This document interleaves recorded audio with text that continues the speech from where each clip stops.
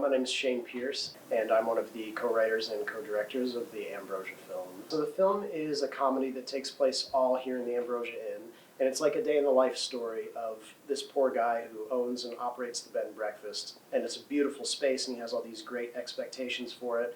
And throughout the course of the day, he just runs into setbacks and trials and tribulations and all these conflicting personalities and people he has to deal with, and he just has to make it from point A to point B and survive, basically. Well, 2 years ago, Shane and I came up with an idea. We wanted to shoot something very resourceful because if we did decide to budget something, we don't have access to the streets of Beckley. We can't close streets down, close cafes down, whatever. So we said, where can we centrally shoot something? And we decided, let's trap everyone inside of a house. We had a concept previously that my partner came up with that was sort of just about one location where people are trapped inside due to weather. And then I don't remember how I ended up here at the Ambrosia once and just saw how beautiful it was. And we were like, what if we took that concept and just translated it to the inn, and everything just took place in the inn, and it just went organically from there. And we decided just the title of the inn is so cool and so just colorful and has that evocative, nature to it, that it was mostly all inspired by the inn after that. I think every day I just come here and we just create these amazing pieces of art, and it's just kind of really surreal, and I think I'm going to be chasing this feeling for a long time afterwards, so I'm trying to soak it in as much as possible. But it's just great, and I mean, especially after the past almost 2 years of the pandemic and being separated from people and kind of being separated from, being artistic and being in the arts community, this is just such a huge revitalization of that feeling of community and art and creation and everything else. So I actually worked with Butter Chicken Pictures before on a previous project called It's Gonna Be a Punk Rock Summer. I just auditioned for that because West Virginia Public Broadcasting had made a post about it, and that was such a fun project, and so we became really good friends working on that. And then they announced that they were going to do a new movie, and they were like, we would love for you to play the character of Buffon, and so that's how I got involved. I think the experience of making it, although we've only been shooting it for 4 days now, it's different in the sense of I get here at 7:30 in the morning, walk through the house, there are production assistants in the house, they're busy. We have set building in the garage, we've had sets built outside the house, and so when we get here, it feels like a set. There's moving pieces, there's tons of people involved, people are staying here at the end, so people wake up, they come down, they have breakfast. It just feels like a very active house that kind of mimics what's actually happening on screen. I think everybody's just really high energy and really, really excited. We have all just been working nonstop every single day.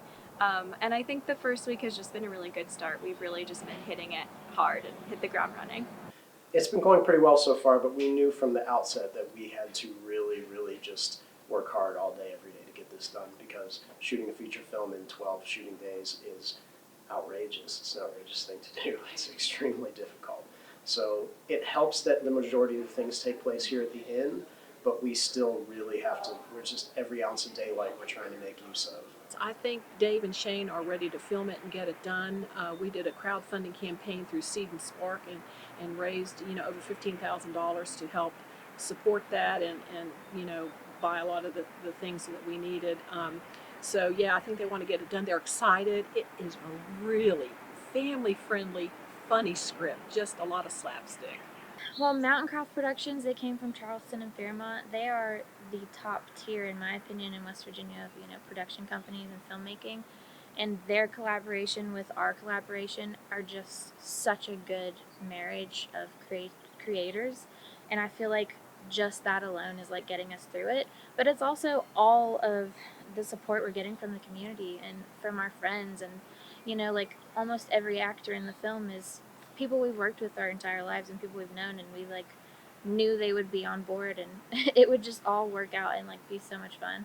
It feels so good to watch it actually fall into place, and everyone has been incredibly accepting of what we're doing, and I don't know that I've always expected that, so it feels like we're getting to a good spot with that sort of feeling.